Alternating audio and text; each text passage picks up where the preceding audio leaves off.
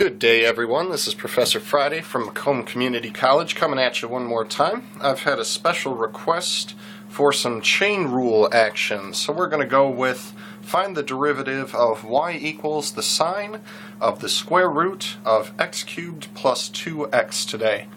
Now, anytime I say of, I am dealing with a composition of functions.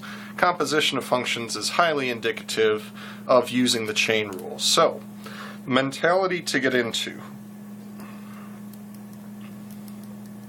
for the chain rule is that we have an outer function and we have an inner function for our composition of functions. At the first point I said of. When I was reading this function, I said this is the sine of something.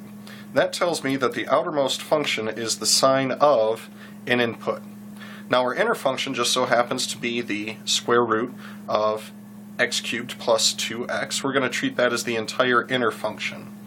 However, I know that I'm eventually going to be taking a derivative, so instead of saying square root of, I'm going to refer to that as the 1/2 power, so that I can apply the power rule when I apply the chain rule one more time.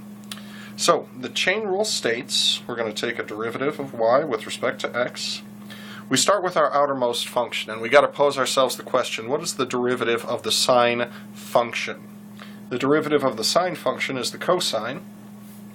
Our input does not change. It is still the square root of x cubed plus 2x.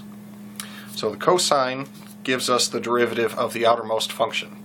Now the chain rule says we're going to tag on the derivative of whatever our inner function was. And our inner function was x cubed plus 2x raised to the 1/2 power. Now in the context of the original problem, I said we're dealing with the square root of x cubed plus 2x. Now because I said the square root of, we're dealing with another composition. So for this guy, we have another composition of functions. Our outer function is the square root function. It is something raised to the 1/2 power. Our inner function is x cubed plus 2x. So if I apply the chain rule a second time, my outermost function is a power rule. So I'm going to recopy down the first part of the derivative that I have. This is the cosine of the square root of x cubed plus 2x times. Now we say, how do we take the derivative of a 1/2 power? Derivative of a 1/2 power is a power rule, which states we multiply by the current power and then reduce the power by 1. Question is, what goes on the inside here?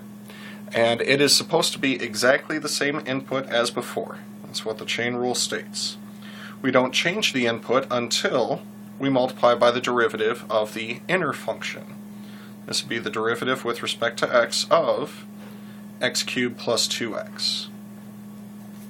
What we're doing is what I've been calling the outside-in approach, where we start with the outermost function, which at the beginning of the problem was our sine function. Then we moved on to the square root function, or the 1/2 power function, and finally we moved to the polynomial that was inside the entire thing. Now, for the derivative of x cubed plus 2x, this is simply going to be the power rule. Well, plus the constant multiple rule, plus the sum rule. But the big rule to keep track of is the power rule. Derivative of x cubed is 3x squared, and the derivative of 2x would be 2. At that point, the calculus for the problem is done.